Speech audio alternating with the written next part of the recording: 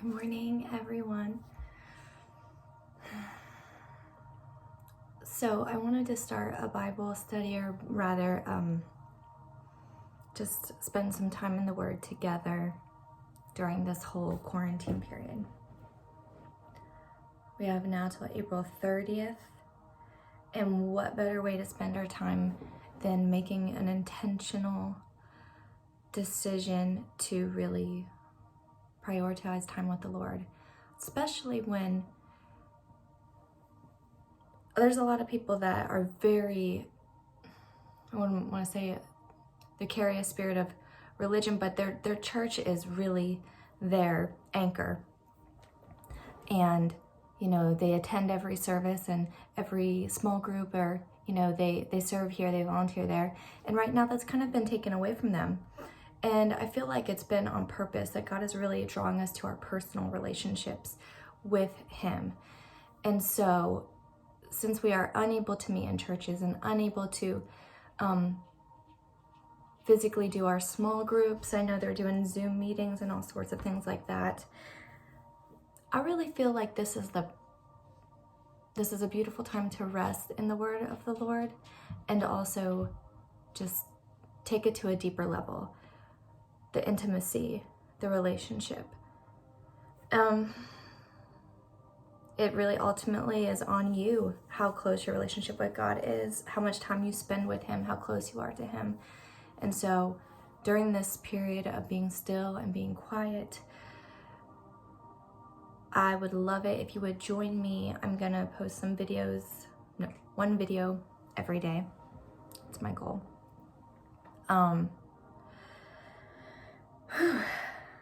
So this is kind of how I start my time with the Lord every morning. I have normally I'm in my prayer closet, and it's just a little dark in there, and there's clothes everywhere, so it's not really pretty to do a video in. But I always have music playing. I don't know if you can hear it. It's just kind of slow, and I just look up prayer music, and then I've turned that on, and that's my prayer music.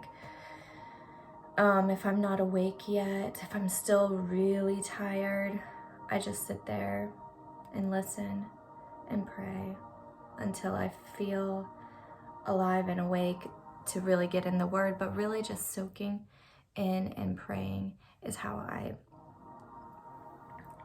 like to start. Also listening to worship music.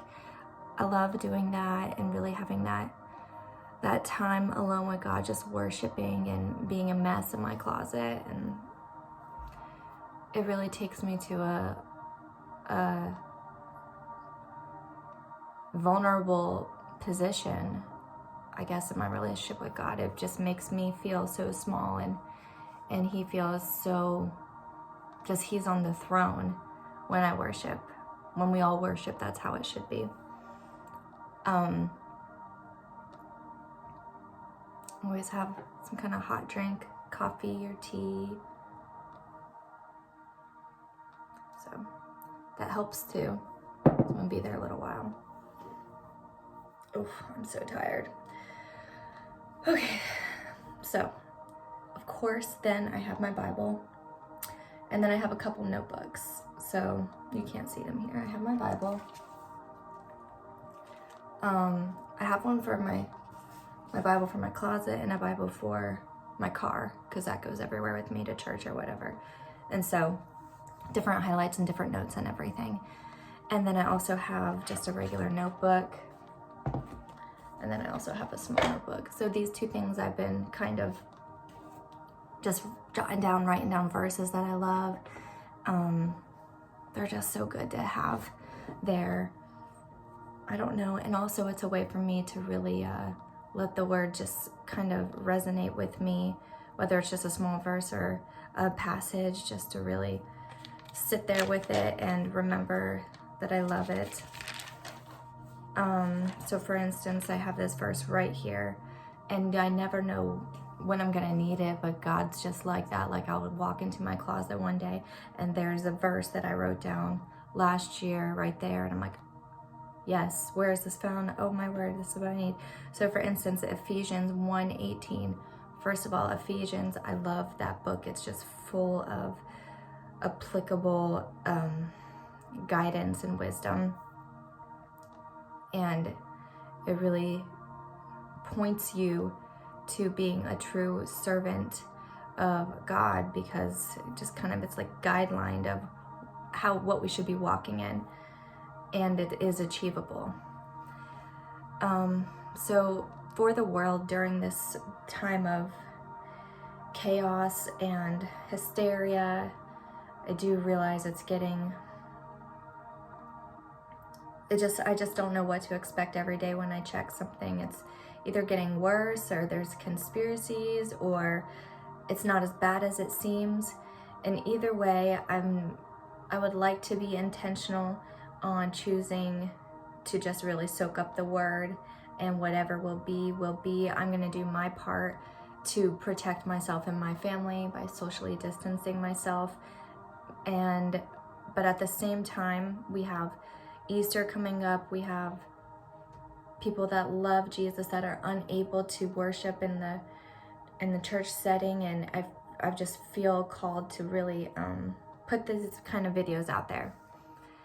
So this is a great prayer to pray over our world right now, to pray over people that you know that don't have Jesus, don't have hope, don't have anything but what the news is telling them right now. Just a fear. They have a fear and anxiety, and they stand on that. And that's not it's not a fun place to be. Ephesians 1:18. I pray that the eyes of your heart may be enlightened. Pray that over the people you love. I pray that the eyes of your heart may be enlightened, in order that you may know the hope to which he has called you, the riches of his glorious inheritance in his holy people. That's the thing. People don't realize the hope to which they have been called.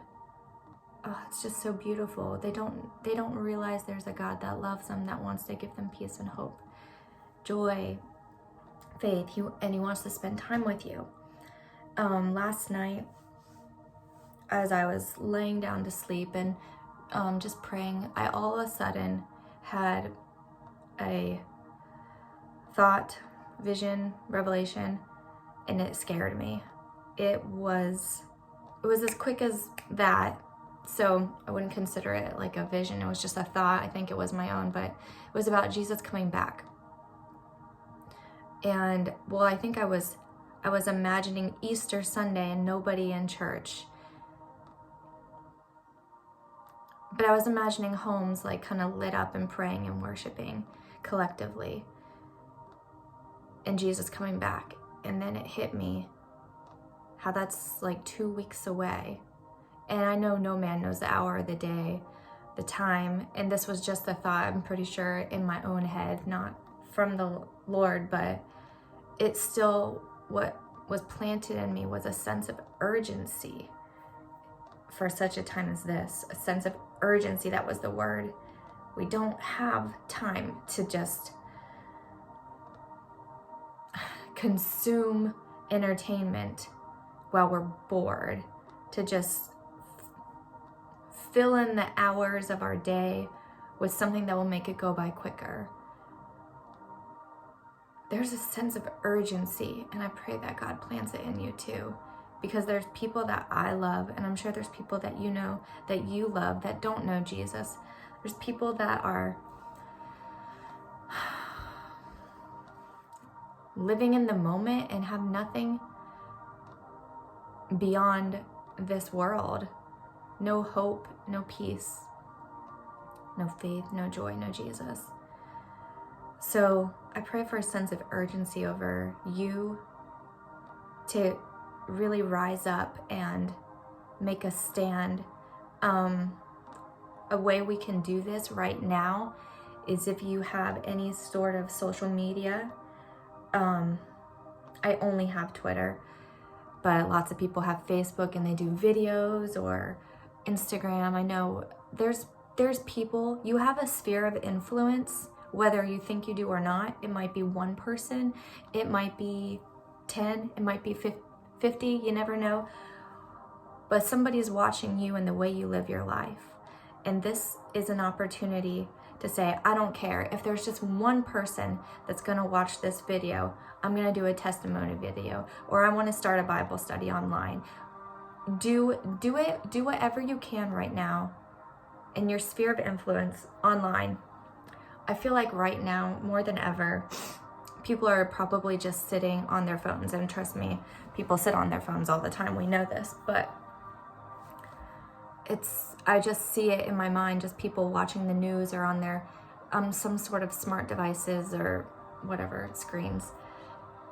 And this is the time where people are just browsing and they're bored. And so maybe the right person will click and your story will resonate with them and they'll be able to relate with what you're saying. And God can plant a seed and that will be fruit. This is a time of urgency. This is a time where we have to do whatever we can do, regardless of us, regardless of what we think, if anybody's even going to watch or if it's even going to make a difference. Go ahead and put it out there and say, God, without you, I know I can do nothing, but with you, I can do all things. And I pray that this would be fruitful. And I pray that you would multiply whatever this is. So I was reading last night in John 15. The vine and the branches. I love this passage, John 15. It says, I am the true vine and my Father is the gardener. He cuts off every branch in me that bears no fruit, while every branch that does bear fruit, he prunes, so that it will be even more fruitful. If you are a gardener, this probably makes so much sense to you. Don't have a green thumb, but I know a little bit about plants, and this is beautiful and timeless the way that God, it makes so much sense because this is how plants work. You are already clean because of the word I have spoken to you. Remain in me and I will remain in you. This is our job right now. Remain in me and I will remain in you. Remain, abide, cling, hold on to him and he will hold on to you. This is a time more than ever, just because our world is in a crisis and hysteria, and now people are seeking Jesus, or now there's a sense of urgency, is sad, really. We're all probably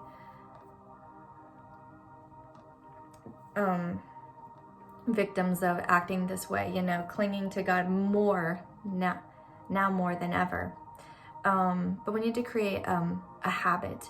We need to create, just if God plants something in you during this time, like a sense of urgency, or just loving others more, or being more generous, just pay attention to discerning the voice of the Lord and where he's leading you and what he's asking you to do, because we are his vessels.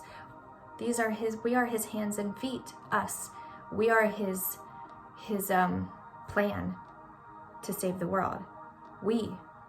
Us wretched humans who can't get anything right half the time and mess up all the time. We are his plan. So ask him how he wants to use you, and then pray to have an obedient heart. And remember right now, and cultivate this, so it, even when life goes back to normal, you are still remaining in him and he is in you. It says, remain in me and I will remain in you. No branch can bear fruit by itself. It must remain in the vine. Neither can you bear fruit unless you remain in me. And so a lot of people might get a little overzealous and excited and try and do something, but not even pray about it before, not even ask God if this is God, is this what you want me to do? I just want to tell the world, but make sure you also are seeking God and seeking the Lord and praying and letting him guide you and lead you and really go before you, because otherwise there will not be any fruit from your ministry or your life. It will be fruitless. I am the vine, you are the branches. If a man remains in me and I in him, he will bear much fruit. Apart from me, you can do nothing. If anyone does not remain in me, he is like a branch that is thrown away and withers. Such branches are picked up, thrown into the fire and burned. If you remain in me and my words remain in you, ask whatever you wish and it will be given you. This is to my Father's glory, that you bear much fruit, showing yourselves to be disciples. And that's what we are. We are called to be disciples. And so I just wanted to spend a little time sitting with you guys and laying out kind of how I do my time with the Lord in the morning. And also it goes on from here. I just really hop all over. I don't really have a plan. I just sit here and read and try and see where the Lord leads me. I really thrive on that instead of a book or a method. It just works for me like this. I was also reading in, you know what, I think I'll read tomorrow for you guys. You know what I want to do? Well, I have you. I think we should practice this together every day. And it's not going to get old either. I want to hide this word in our hearts. I want it to dwell richly in us. This is Psalm 91. This is the perfect passage for this particular season in everyone's life. It's a promise from God for his people. And so I've read this to you guys before, whoever watches, but I want to challenge you to memorize it, and I want to challenge you to read it over your household daily and to stand on it. And here we go, Psalm 91. He who dwells in the shelter of the Most High will rest in the shadow of the Almighty. I will say of the Lord, he is my refuge and my fortress, my God in whom I trust. Surely he will save you from the fowler's snare and from the deadly pestilence. Surely he will cover you with his feathers, and under his wings you will find refuge. His faithfulness will be your shield and rampart. You will not fear the terror of night, nor the arrow that flies by day, nor the pestilence that stalks in the darkness, nor the plague that destroys at midday. 1,000 may fall at your right, 10,000 at your right hand, but it will not come near you. You will only observe with your eyes and see the punishment of the wicked. If you make the Most High your dwelling, even the Lord, who is my refuge, then no harm will befall you, no disaster will come near you. For he will command his angels concerning you to guard you in all your ways. They will lift you up in their hands so that you will not strike your foot against a stone. You will tread upon the lion and the cobra. You will trample the great lion and the serpent. Because he loves me, I love that part. Because he loves me, says the Lord, I will rescue him. I will protect him, for he acknowledges my name. He will call upon me, and I will answer him. I will be with him in trouble. I will deliver him and honor him. With long life will I satisfy him and show him my salvation. So the thing that we are called to do is make the Most High our dwelling. And a way that we do that is to abide in him. And remember, I said abiding, clinging like a vine around a tree. You know how they kind of like are stuck to a tree? Just cling like a koala bear to a tree. Cling like a baby to their mommy's leg. Cling to him. Abide in him. Dwell, sit there like in Psalms 131, like a weaned child sitting on his mother's lap. It says like a weaned child isn't worried about what's happening around him. It's no longer starving and relying on its mom. It's just sitting on his mother's lap peacefully and contently and resting and abiding and knowing that as long as they're sitting on their mother's lap, they're going to be okay because that is their person who takes care of them. So we need to have that childlike faith, that childlike peace and contentment. We need to strive to abide in who he is and to make the Most High our dwelling. And we need to cultivate this as a habit so it doesn't just end, and pray for God to plant an urgency inside of your heart to guide you and lead you on how you can be the hands and feet of Jesus during this time. We're not called to stay locked in our houses. This is going to be an unusual thing for people. They're going to feel isolated and anxious and alone and maybe depressed, and maybe some things will come up for you that you can sort out during this time with the Holy Spirit. But don't be idle during this time. Go ahead and make videos. We're living in a really interesting time where social media, everybody's on their phones. Like I said, everyone has something. Not everyone has everything, but someone will watch something. And if you make videos, I will retweet them. I want to share the word. I want to hear your testimony videos. Let the redeemed say so. Like, if God has redeemed you and transformed your heart and your mind, and you're no longer who you were, make a video, post it under this, and I'm going to retweet it. Let's do that. Let's do a testimony challenge video. I want to share the good news, and there's no better way to share the good news than to see firsthand or hear firsthand of what God has done and how he has changed your life. And that's our God. That's how he works. He's a heart changer. It's the coolest thing to know people and see the transformation. It's night and day. It's only God would do that, because people don't have to try anymore to not be bad. They don't want any part of who they used to be, because they know how good God is. They know how good his love is, and they know that they're forgiven, and now they're walking in freedom. They can see the bondage they were in. You can see the bondage you were in when you look back at your life and you're like, oh my word, I was so blind, and now I see. And so please, if you made it this far into the video,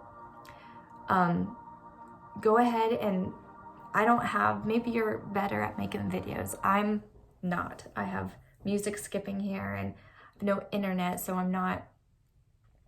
Anyway, I'm just not. Maybe during this season I will get better because I can tinker around with things. But since we don't have internet, it's really hard. Anyway, so I just have my phone stacked up on some books right here in a room. You can do, if I can do it, you can do it. Go ahead and make a video. I'll post it below.